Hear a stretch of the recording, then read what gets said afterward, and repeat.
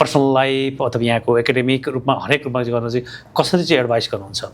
अब मैले के गर्ने गर्थेँ भन्दाखेरि त्यो सानो मेन्टरिङ उसमा चाहिँ जससँग सम्पर्क हुन्थ्यो उसलाई चाहिँ उसको चाहिँ क्वालिफिकेसन र स्किल सेटहरू हेर्ने। क्यानाडामा भन्दाखेरि चाहिँ एकदमै हाइली पढाइ यो अध्ययन स्पेसलाइज हुन्छ भनेर भन्छ, त्यस्तो चाहिँ होइन। एक्चुअली हाई पेइङ जब चाहिँ क्यानाडामा चाहिँ वास्तवमा धेरै क्वालिफिकेसन चाहिएको भएको मान्छे चाहिँदैन, मास्टर्स पिएचडीहरू चाहिँदैन वास्तवमा आइपिएलको लागि, हाई पेइङ अथवा रेस्पोन्सिबल एकाउन्टेबल रेस्पोन्सिबल जबको लागि। त्यसमा एक्सप्लोर गर्नु पऱ्यो कि त्यसमा चाहिँ आफूले आफ्नो स्किल पहिला आफूले चार्ट डाउन गर्नु पऱ्यो, के स्किलसम्म गर्न सक्ने, पढेको फर्मल या इन्फर्मल्ली सिकेको ज्ञान सिप चाहिँ के छ त्यो सबै हेर्न पऱ्यो। अझ मैले त उदाहरण दिन्छु, सस्काचुन गभर्मेन्टको एकदमै राम्रो छ हेर्नुहोस्। सस्काचुन गभर्मेन्टले चाहिँ मेरो पोस्टको लागि PhD in epidemiology yeah public health गरेको चाहिँ मान्छे चाहिने हो, तर त्यही नै लोकसेवाको चाहिँ सूचनामा त्यो लेखेको भए म त्यो जब पाउँदैन थिएँ, अप्लाई गर्नै पाउनु थिएँ। नेपालमा भए जब अप्लाई गर्नै पाउनु थिएँ। ओके, सस्काचुनमा कस्तो सिस्टम छ भने त्यो लोकसेवाकै सूचना अहिले पनि हेर्नुहोस्, त्यसले के भन्छ भने यस्तो यस्तो यो स्किलहरू चाहिन्छ, सामान्यतया यस्तो स्किल चाहिँ मास्टर पिएचडी यो विषयमा गरेकोहरूले चाहिँ उपलब्ध गर्न सक्छ भनेर चाहिँ एडभर्टाइज गराएको। भनेको मतलब त्यो क्वालिफिकेसन चाहिने भएको नितान्त आवश्यक चाहिँ होइन, स्किल छ भने त्यो नभए पनि लिने भयो। त्यो भएमा प्लस हुने भयो, तर त्यो प्लस केही पनि हुन्न, त्यो स्किल यो चाहिएको छ, तर यो एक्वायर गर्नलाई यो चाहिँ पिएचडी चाहियो यसमा भने। खास चाहिँ मेरो जबमा चाहिँ पिएचडी भएको मान्छे अथवा मास्टर्स विथ एक्सपिरियन्स भएको मान्छे मात्र लिने ठाउँ हो। तर मेरो चाहिँ स्किल्सहरू चाहिँ अरू चाहिँ विधामा अरू भेटनरी एनिमल साइन्सतिर जति अनुभव ल्याएको थिएँ त्यो सबै लिस्ट डाउन गर्दाखेरि त मेरो त स्किल त एक्सिड हुन्छ, त्योभन्दा बढी छ। त्यो चाहिँ हेर्नु पऱ्यो कि। अब त्यो यसले यहाँ चाहिँ दुई किसिम छ, एउटा चाहिँ रेगुलेटेड जब, अर्को चाहिँ अनरेगुलेटेड जब। रेगुलेटेड जबमा त प्रिस्क्राइब चाहिँ डिस्क्रिप्सन नै चाहियो, मेडिकल डक्टर छ भने त्यसको लाइसेन्स नै चाहियो, डेन्टल हो भने चाहियो, भेटनरी डक्टर हो भने त्यसको पनि चाहियो, इन्जिनियर हो भने पिएनजी चाहियो होइन, त्यो चाहिँ रेगुलेटेड हो। नर्सिङको पनि चाहियो, अरू जति पनि टेक्निकल पोजिसनहरू छ तिनीहरूमा चाहिँ अनरेगुलेटेड हो। त्यसमा चाहिँ डाइरेक्टर को भइरहेछ भने हाई स्कुल पास एउटा गोरा नै भनौँ न। अब यहाँका क्यानेडियन त हामी पनि क्यानेडियन हो, तर जनरली अहिले यहाँ चाहिँ रेसिजम छैन भने मल्टिकल्चरलिजम भए तापनि अब तपाईँ हायर लेभलको चाहिँ जबहरूमा हेर्नु भने डाइरेक्टर चाहिँ गोराहरू नै हुन्छन् र उनीहरू चाहिँ धेरै जसो हाई स्कुल पास मात्र हुन्छन्। अब उनीहरूलाई एडमिनिस्ट्रेसन उसले एडमिनिस्ट्रेसन गर्छ डक्टरलाई।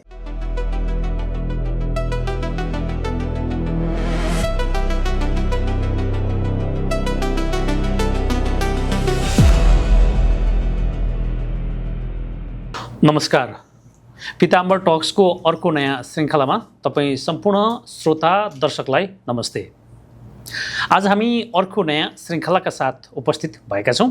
आजको अतिथि हुनुहुन्छ डाक्टर द्रोणप्रकाश रसाइली। 2028मा एसएलसी बोर्ड पास हुनुभयो, यो सामान्य कुरा भइसक्यो अहिले सबैको लागि। त्यसपछि उहाँ लगातार 20 वर्षसम्म स्वास्थ्य क्षेत्रमा काम गर्नुभयो र नेपालमै रिटायर हुनुभयो। 2000तिर झन्डै 26 वर्ष अगाडि उहाँ क्यानाडा आउनुभयो आफ्नो नयाँ क्यारियर सुरुवात गर्न। विभिन्न अवसरहरू खेल्दै अनुसन्धान गर्दै अध्ययनकै क्रममा विभिन्न विषयमा क्यानाडा छिर्नुभयो र क्यानाडाबाट पनि 20 वर्षको निरन्तर सरकारी जागिरपछि उहाँ अवकाश हुनुभएको छ र अहिले प्राइभेट सेक्टरमा योगदान दिनलाई अथवा आफ्नो क्यारियर खोजिरहनु भएको छ अथवा योगदान गर्न अझै पनि एक्टिभ हुनुहुन्छ डाक्टर द्रोण रसाइली। उहाँ आजको अतिथि हुनुहुन्छ। उहाँका सङ्घर्ष, उहाँका सफलता र विश्व यात्रा, उहाँको शैक्षिक क्षेत्रको विश्व यात्रा, एनआरएनमा गरेको उहाँको भूमिका, डायस्पोरा कम्युनिटीलाई दिएको उहाँको सहयोग, मेन्टरसिप लगायत केही विषयमा हामी उहाँसँग कुराकानी गर्नेछौँ। स्वागत छ डाक्टर साहब। नमस्कार, थ्याङ्क यू। आराम हुनुहुन्छ? आरामै छु। नेपाल पुग्नु भएको थियो केही समय अगाडि, फेरि फर्किनुभयो? नेपालबाट फर्केको हालसालै मात्र हो, 2.5 महिना जति बसेर नेपालबाट फर्केको। नेपालमा त आमूल परिवर्तन देखिन्छ अहिले। कसरी अब्जर्भ गर्नुभयो? धेरै वर्षपछि त होइन र पनि बिचबिचमा अपडेट नै भइरहनु छ। अलिक अगाडि को राजनीति परिवेशको कुरा गर्न खोजेको मैले र अहिलेको परिवेशमा के भिन्नता पाउनुभयो? अहिले चाहिँ एकदमै उत्साहवर्धक छ। मैले नेपालमै पनि केही इन्टरभ्यूहरूमा चाहिँ भन्ने गरेको छु, यो उत्साहवर्धक परिवर्तन छ जुन खास गरेर नेतृत्वमा परिवर्तन भएको छ। युवा वर्गहरूको चाहिँ हातमा चाहिँ नेपालको राजनीतिक शक्ति, शासन प्रणाली को अभिभारा गएको छ। त्यो आफैमा एउटा चाहिँ युगान्तकारी चाहिँ परिवर्तन हो र त्यसले चाहिँ केही लक्षणहरू भनौँ सूचकहरूले राम्रो दिशातिर नै जान्छ भन्ने मलाई लागिरहेछ।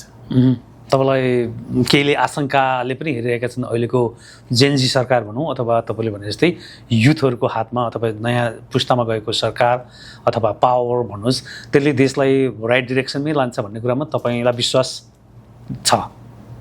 अब के छ भन्नुलाई भने त्यो युवा नेतृत्व भन्ने चाहिँ एकदमै इम्पोर्टेन्ट कुरा हो, किनभने नेपाल देश आफैमा एउटा यङ्गर कन्ट्री भनिन्छ कि एजको हिसाबले, किनभने त्यहाँ चाहिँ अब औसत उमेर चाहिँ अरू देशको भन्दा, जस्तो पश्चिमी मुलुकको भन्दा औसत उमेर चाहिँ कम छ नेपालको। यङ्गर जेनेरेसनकै देश भन्ने मानिन्छ वास्तवमा। यतातिर चाहिँ त्यो लाइफ एक्सपेक्टेन्सी जुन हुन्छ त्यो धेरै हाई भएर पनि यो अलिकति एजिङ पपुलेसनको हिसाबमा चाहिँ नेपाल चाहिँ यङ्गर पपुलेसन मानिन्छ। त्यो मान्यतामा यङ्गर जेनेरेसनहरू अब बढी छन् भने उनीहरूको नै स्टेक धेरै हुनुपर्छ भन्ने चाहिँ एउटा त्यो मान्यता हो। त्यसको अलावा के छ भन्दाखेरि हामी परम्परागत कुराहरूमा बढी हङ्गअप भइरहेको छौँ।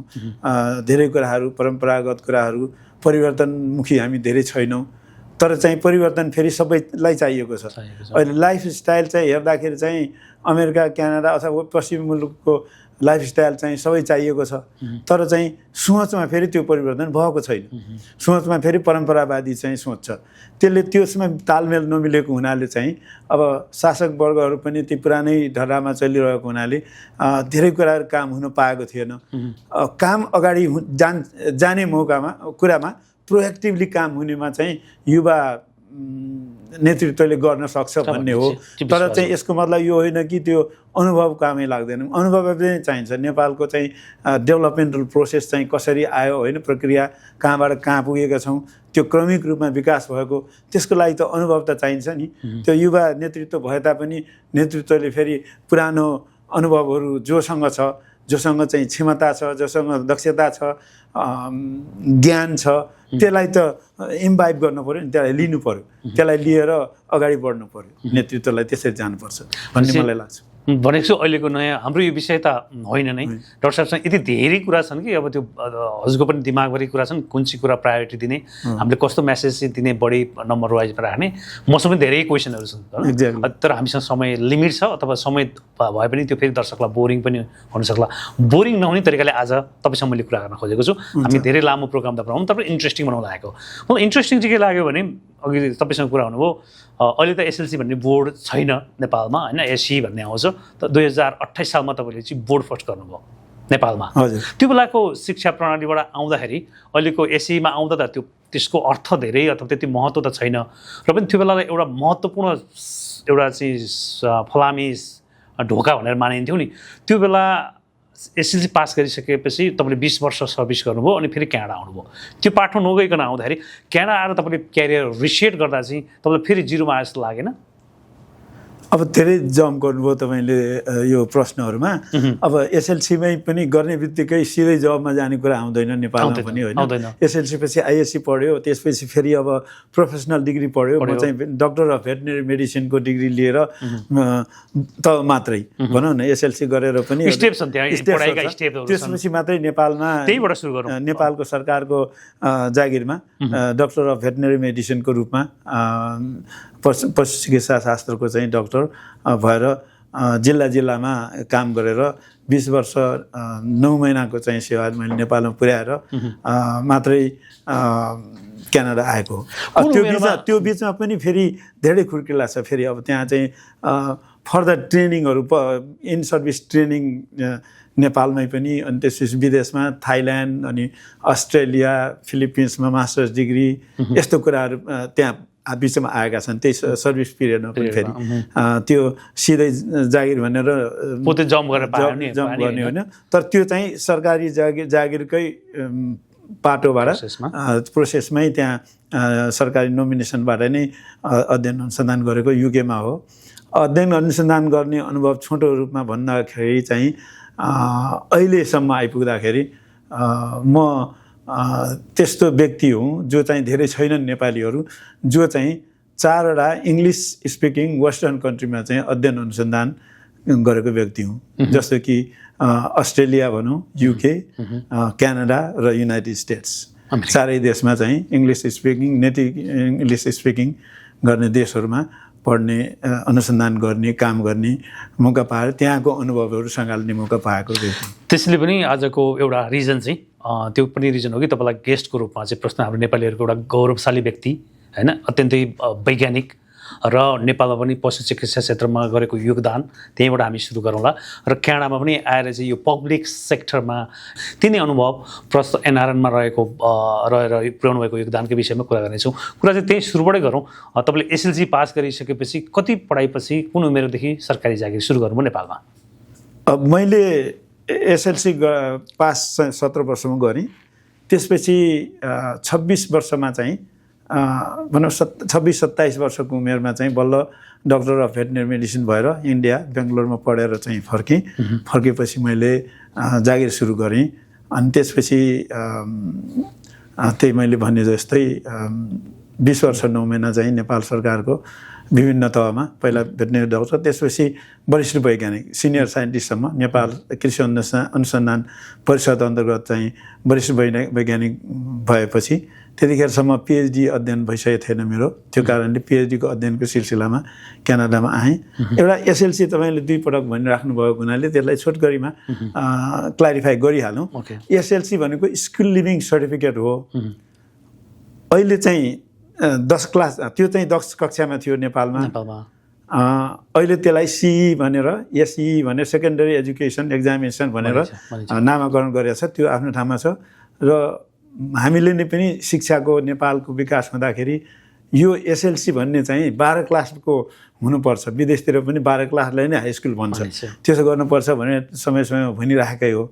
अहिले 10+2 नेपालमा जुन भन्छ नि त्यो 10+2 पास गरेको व्यक्तिहरूको सर्टिफिकेट हेर्नु हो भने त्यसमा स्कुल लिभिङ सर्टिफिकेट एक्जामिनेसन लेखेको छ। एसएलसी छ त्यहाँ। त्यसले गर्दा एसएलसी गएको छैन तर त्यो चाहिँ प्रचारमा छैन, मान्छेहरूले त्यो भन्न छोडे। तर चाहिँ एसएलसी अहिले 12 क्लासलाई एसएलसी भन्ने गरिएको छ। सर्टिफिकेट मार्कसिट मैले पनि नोटिस गराएर हिँड्छ यो हो। त्यो चाहिँ हेर्नुभयो भने अहिले जसले भर्खरै पास गर्यो 12 क्लास उसको चाहिँ सर्टिफिकेटमा एसएलसी लेखेको छ। इन्ट्रेस्टिङ। त्यो धेरैले वास्ता गरेको छैन। त्यो सटल वेमा चाहिँ सरकारले चाहिँ त्यो गर्यो। भनेको मतलब चाहिँ एसएलसी भनेको हाई स्कुल हो जो चाहिँ it aligns with the international education system. तपाईँ जहाँ रहनुभएको छ, मैले तपाईँको सर रिसर्च हेर्दै थिएँ, ब्याकग्राउन्ड हेर्दै, जहाँ बस्नुहुन्छ नि त्यहाँ चाहिँ एउटा रेभोल्युसन अथवा एउटा भाइब्रेन्ट एउटा नयाँ खोजी नयाँ अनुसन्धान गर्ने व्यक्तित्व हुनुहुन्छ। नेपालमा 20 वर्ष रहँदाखेरि तपाईँले गरेको अनुसन्धान खोजले तपाईँलाई कहाँ चाहिँ राम्रो इम्प्याक्ट गरेर जस्तो लाग्छ? तपाईँले कुन विषय चाहिँ ले एक्सपोजर पायो अथवा के कुरालाई बढी फोकस गर्नुभयो? एकदमै राम्रो प्रश्न गर्नुभयो। धेरै साथीहरूले यो कुराहरू प्रश्न गर्दैनन्। Thank you for that. अब मैले कसरी यसलाई भन्छु भने डक्टर अफ भेटनरी मेडिसिन अथवा पशु विकासको अधिकृत भएर त क्वालिफिकेसन लिएर आएपछि जसले पनि काम गर्छ। तर म आफैलाई कस्तो रूपमा लिन्छु भने अरूले नदेखेको कुरा देख्न चाहन्छु, देख्न खोज्छु र देख्छु पनि। अरूले नदेखेको कुरा भेट्छु पनि। त्यो भएको हुनाले केही कामहरू नेपालमा एउटा अरूले नदेखेको कामहरू भएको थियो। एउटा उदाहरणको लागि दिउँ भने पोखरामा म चाहिँ जोनल हेड जोनल अफिस हो भेटनरीको, त्यसको चाहिँ चिफ, पछि जिल्ला पनि भनियो। अञ्चल पशु चिकित्सालयको के अरे चिफ भएर काम गर्न भनेर मलाई सरुवा भयो नेपालगञ्जबाट। फर्केर आउँदा त्यहाँ मैले के देखेँ भने छोटकरीमा भन्छु, धेरै लामो कथा छ। त्यहाँ ड्यानिस गभर्मेन्टले एउटा चाहिँ डेरीको plant state of the art चाहिँ प्लान्ट चाहिँ खोलेर राखेको रहेछ।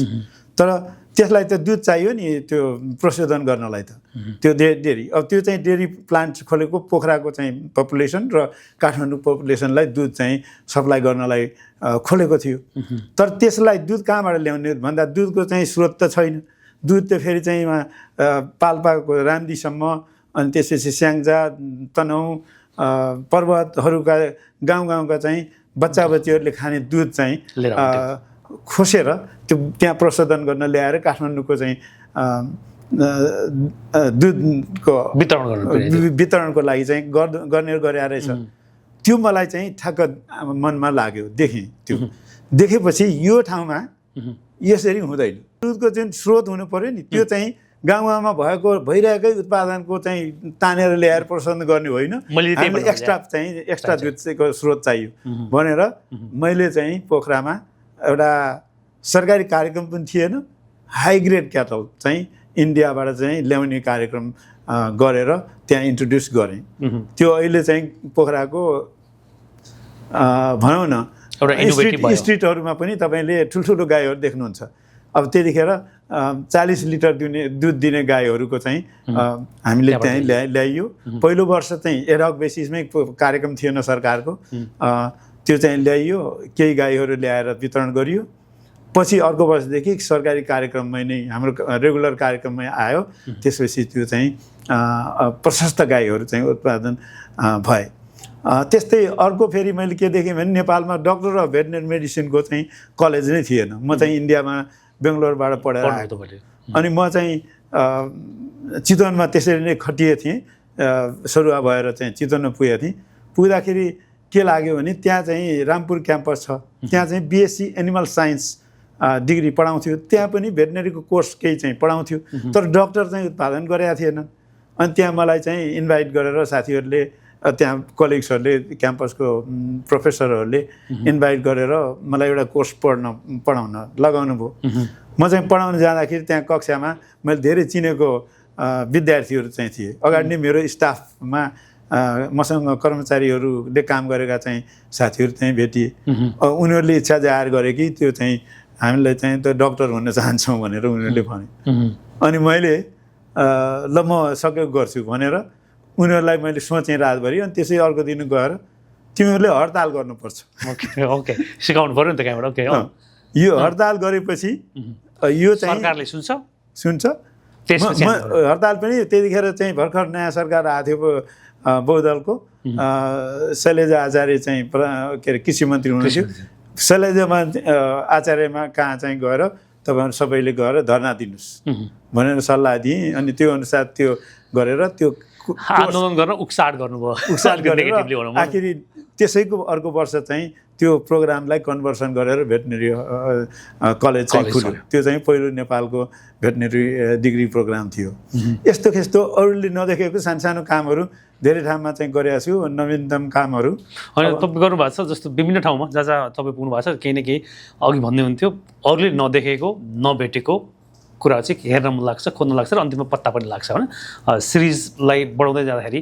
अर्को सन्दर्भ चाहिँ भने तपाईँ नेपालमा छोडेपछि यहाँ क्यानाडा आउनुभयो सास्काचुनको एउटा हस्पिटलबाट काम सुरु गर्नुभयो होइन पिएचडी पनि क्यानाडा गर्नुभयो पिएचडी क्यानाडाको चाहिँ मेन्टोबा युनिभर्सिटी अफ मेन्टोबाबाट म गरेँ पिएचडी खास गरेको चाहिँ क्वान्टिटेटिभ जेनेटिक्समा थियो त्यो चाहिँ तर मैले एनिमल जेनेटिक्सको चाहिँ खास थिसिस थियो तर मैले चाहिँ एक्स्ट्रा कोर्सहरू चाहिँ मेडिकल कलेजमा मेडिकल स्कुलमा त्यही युनिभर्सिटीभित्र जति पनि कोर्स लिन पाउँथ्यो त्यो कारणले मैले कोर्स लिएर genetic diseases chronic disease physiological कोर्सहरू अलि धेरै चाहिँ मैले गरेँ जसको कारणले मैले चाहिँ एक्सप्लोर गर्दै जाँदाखेरि म health ministry of Saskatchewan ministry of हेल्थमा चाहिँ प्रोभिन्सियल क्रोनिक डिजिज एपिडेमियोलोजीसम्म हुन पाएँ त्यहाँ चाहिँ जागिर खाएँ तर त्योभन्दा अगाडि चाहिँ एउटा त्यस्तो प्रोजेक्ट थियो फेडरल गभर्मेन्टको जो चाहिँ एनिमल हेल्थ र ह्युमन हेल्थको चाहिँ एउटा बिचको खालको चाहिँ प्रोजेक्ट थियो त्यसको स्टडीमा चाहिँ म इन्भल्भ भएको थिएँ त्यसमा पनि म्यानिटोबा कोअर्डिनेटर भएर काम गरेको थिएँ ट्रेसेबिलिटी स्टडी भन्ने थियो अब त्यसमा नेसनल पाइलट प्रोजेक्ट थियो त्यसले मलाई लिभरेज दियो त्यो हेल्थ मिनिस्ट्रीमा जान अनि पब्लिक हेल्थमा जान। त्यही त पब्लिक ठ्याक्कै त्यही शब्द लिनु मेरो पनि तपाईँ त पशु चिकित्सक वैज्ञानिक अथवा त्यो क्षेत्रको डक्टर होइन तपाईँ यतापट्टि आएर क्यानाडामा आएर मेन्टल हेल्थ र पब्लिक हेल्थ र यो इमोसनल भनौँ न यता फेरि ह्युमनपट्टि भनौँ न खास गरी पब्लिक हेल्थतिर आउनु कुन पोइन्टले तपाईँलाई यो क्षेत्रमा आउन फेरि इन्सपायर गर्यो? इन्सपायर गर्यो के हुन्थ्यो भन्नु होला भने अब एउटा त जब सर्चको लागि हो, त्यो एउटा सङ्घर्षको चाहिँ एउटा राउट पनि हुनसक्छ होइन। अब सुरुमा म चाहिँ त्यो ट्रान्जिसनमा चाहिँ मैले सङ्घर्ष बिना नै त्यो जागिर पाएँ। मैले चाहिँ मलाई युनिभर्सिटीकै प्रोफेसरले सरसल्लाह दिएर मलाई चाहिँ गाइड गर्नुभयो र म त्यो चाहिँ जब पाएँ। त्यहाँ त्यो पनि एउटा लिडरसिपकै पोजिसन थियो, त्यो पाएँ। त्यसले मलाई चाहिँ ह्युमन एपिडेमियोलोजीतिर काम गर्ने उत्साह त्यता पनि बढ्यो। अर्को फेरि मैले चाहिँ क्वान्टिटेटिभ जेनेटिक्समा काम गर्दाखेरि यो डेटा एनालिसिस मेडिकल हेल्थको रिलेटेड डेटा एनालिसिस गर्ने चाहिँ स्किलहरू चाहिँ धेरै डेभलप भइसकेको थियो। अनि अब मेडिकल साइन्स चाहिँ अब भेटनरी साइन्स र मेडिकल साइन्सको चाहिँ साइन्स त एउटै हो है। त्यो हुँदाखेरि मेडिकल साइन्सको नलेज र डेटा साइन्सको चाहिँ एपिडेमियोलोजिकल नलेज दुईटा भएको एकै ठाउँमा भएको मान्छे पाउन गाह्रो हुन्छ। क्यानाडामै पनि काम छ गाह्रो हुन्छ। किनभने किन भेटिन्न भन्दाखेरि मेडिकल डक्टरहरू त्यो डाटा एनालिसिस गरेर यताउति चक्कर गर्नेतिर टाइम छैन उनीहरूलाई। अब उनीहरूको धेरै लगानी भएको हुन्छ, पैसा पनि पर्दाखेरि धेरै समय यहाँको मेडिकल डक्टर हुनलाई धेरै वर्ष लाग्छ अरू देशमा भन्दा। अनि उनीहरूले त्यो डाटा एनालिसिस गरेर यस्तो रिसर्च गर्नेतिर त्यो हुँदैन। छिटो छिटो या त चाहिँ प्रोफेसर हुन जाने हो या त चाहिँ धेरै जसो प्र्याक्टिसमै जाने हो। जस्तो अघिल्लो हप्ता यहीँ सिटिङमा गराएको थियौँ डाक्टर दिनेश धरलको हामीले इन्टरभ्यू। उहाँले भर्खर मेडिकल सिद्ध्याएर मेडिकलमा सुरु गरिसक्नु भएको थियो। उहाँलाई नि तपाईँलाई लामो समय लाग्यो नि भनेर सोधेको थिएँ मैले। होइन, मलाई चाहिँ क्यानाडाको सिस्टमले गर्दा लामो भएको, मेरो आफ्नै एक्सपर्टले चाहिँ मलाई 3 वर्षमा हुनुपर्ने नेपालकै एमडी डक्टर गर्नुभएको थियो। यहाँ आउन चाहिँ 3-4 वर्ष लाग्यो, त्यही पनि लामो भन्दा। यहाँ चाहिँ धेरै लाग्छ, यहीँको मान्छेलाई पनि धेरै लाग्छ। किनकि मेडिकल डिग्री यहाँ भनेको म्याच्योर डिग्री हो, त्यो चाहिँ त्यो इनिसियल अन्डर ग्रेजुएट डिग्री होइन, first and last degree of the university हो एमडी भने। अब त्यो डिग्री लिएपछि प्रोफेसर हुनुपर्छ, पिएचडी पनि गर्नु पर्दैन, प्रोफेसर पनि हुन पाउँछ सिधै। अनि प्र्याक्टिस गर्, तर उनीहरूसँग टाइम हुँदैन। त्यसले गर्दा यो डेटा एनालिसिस यस्तो चक्करहरू गर्न स्ट्याटिस्टिकको काम गर्न धेरै समय हुँदैन। त्यसले गर्दा मेडिकल डक्टर अधिकांशसँग त्यो चाहिँ स्किल हुँदैन। अनि मेडिकल साइन्सको स्किल अनि यो डेटा साइन्टिस्टहरू फेरि मेडिकल साइन्सको नलेज हुँदैन। यो दुइटै भएको पाउन गाह्रो हुन्छ। त्यसले गर्दाखेरि म चाहिँ सस्काचुन मिनिस्ट्री अफ हेल्थले चाहिँ मलाई जब पब्लिक हेल्थमा एडभर्टाइज गरेको थियो, मलाई चाहिँ सुटेबल पायो, मैले चाहिँ जागिर पाएँ। त्यस्तो त्यो फर्चुनेट पनि हुँ म त्यसमा। अनि त्यस्तै अनुभव फेरि सस्काचुन मिनिस्ट्री अफ हेल्थमा फेरि धेरै नवीनतम किसिमका क्रोनिक डिजिजको सर्वेलेन्सको कामहरू भइरहेको थियो। त्यो क्यानाडामै नयाँ कुरो थियो। क्रोनिक डिजिजको धेरै एक्सपर्टिज चाहिँहरू थिएन।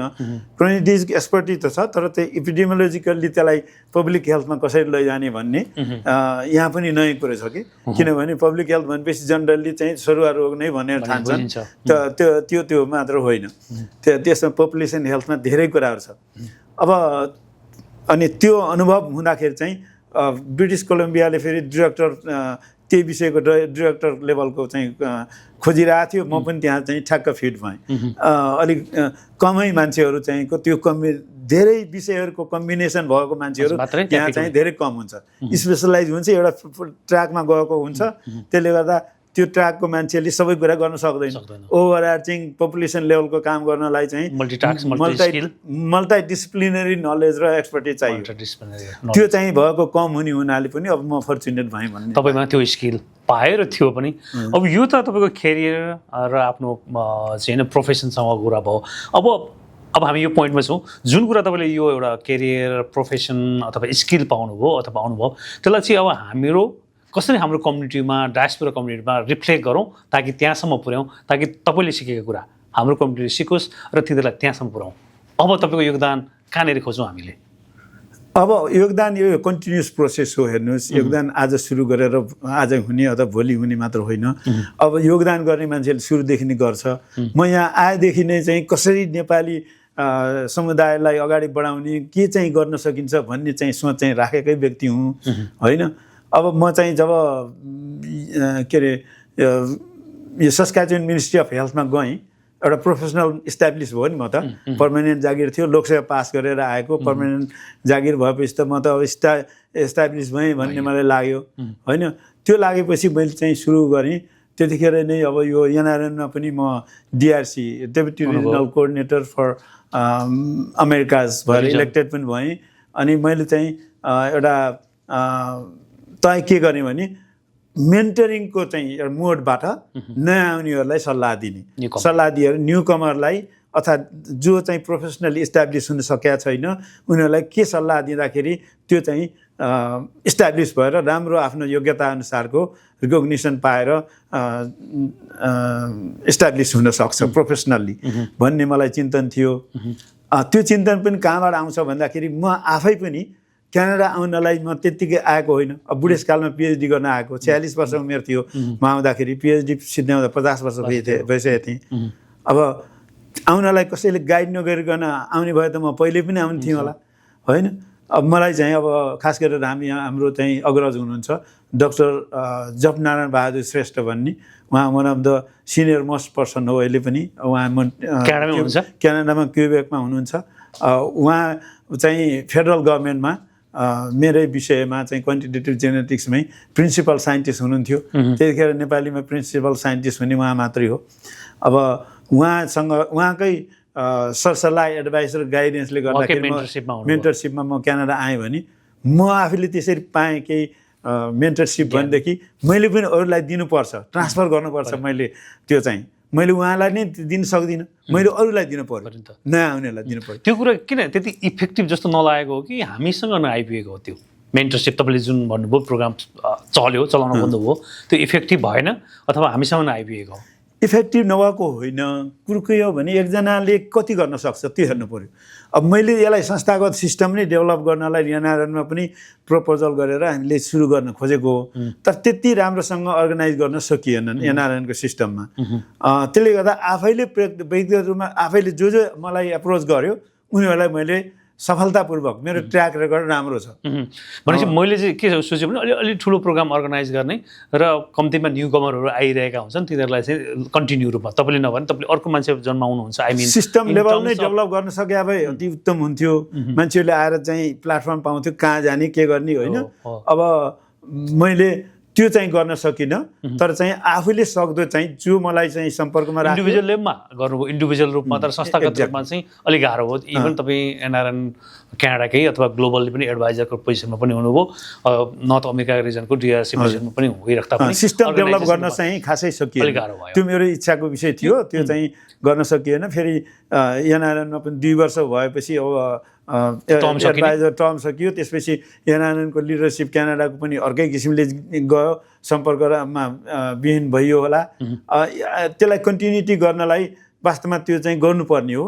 म चाहिँ एडभाइस गर्छु। कति यो मेन्टरसिपको कुरा कति महत्त्वपूर्ण हो जस्तो लाग्छ, खास गरी क्यानाडामा अथवा न्यू कमरको लागि, एनी कन्ट्री, खास गरी क्यानाडा, अमेरिका, अस्ट्रेलिया, न्यू कमरको लागि? क्यानाडामा को अनुभवमा हेर्नुहुन्छ भनेदेखि एकदमै महत्त्वपूर्ण छ। किनभने अझै पनि तपाईँलाई के भन्छु भने कतिपय साथीहरू राम्रो राम्रो युनिभर्सिटी बाहिर अरू युनिभर्सिटी अरू देशको युनिभर्सिटीबाट मास्टर्स पिएचडी मेडिकल डक्टर पढाएर आउनुभएको छ। उहाँहरूले आफ्नो पढाइ अनुसारको चाहिँ यहाँ चाहिँ प्रोफेसनली इस्टाब्लिस नगरेको अवस्था अझै पनि धेरै छ। कतिले गर्नुभयो, कतिले पाउनु भएको छैन। राइट मेन्टरसिप, राइट गाइडेन्स, कहाँ जाने, कसरी जाने, अब नेभिगेट गर्न पर्यो। टाइम अब त्यहाँ चाहिँ के हुन्छ भने आउने बित्तिकै भर्खर आएको, अब म फर्चुनेट भएँ, म चाहिँ पिएचडी गरेँ होइन, यहीँबाट जागिर तुरुन्तै पाएँ, ठिक भयो। अब मलाई त्यति सङ्घर्ष गर्नु परेन। त्यो सबैलाई हुन्न नि। अब खास गरेर नेपालबाट चाहिँ अथवा अर्को देशबाट पिएचडी गरेर यहाँ आउनुभएको छ, पिआर पर्मानेन्ट रेजिडेन्सी लिएर आउनुभएको छ भने त उहाँको सबभन्दा अगाडि त उहाँले चाहिँ कति पैसा ल्याएर आउनुभएको छ, त्यो खाँदै बस्दै गरेर स्किलहरू सिक्ने मौका त भएन। उहाँहरू त इमिडिएटली केही न केही अड जबमा लाग्नु पर्यो ताकि उहाँहरूको चाहिँ परिवार हुन्छ, परिवारलाई चाहिँ रेज गर्न पर्यो। त्यो सबै गर्दाखेरि चाहिँ अब फोकस चाहिँ पैसा कमाउनुतिर लाग्ने कि अब आफ्नो चाहिँ वृत्ति विकासमा चाहिँ लाग्ने, आफ्नो क्यारियर डेभलपमेन्टमा लाग्ने, यो कुरामा चाहिँ अलिकति टाइमिङ मिल्दैन। किनभने अब आवरली जबमा चाहिँ जतिखेर पनि काममा बोलाउन सक्छ, अथवा चाहिँ कति घन्टा काम गर्ने हो, फुल टाइम काम गरेर फेरि यतापट्टि त्यो प्रोफेसनल डेभलप गर्न सकिन्न। यी सबै कुराहरूलाई कसरी नेभिगेट गर्ने, त्यो चाहिँ अलिकति अनुभव भएका मान्छेहरूसँग सँगै बसेर मेन्टरिङ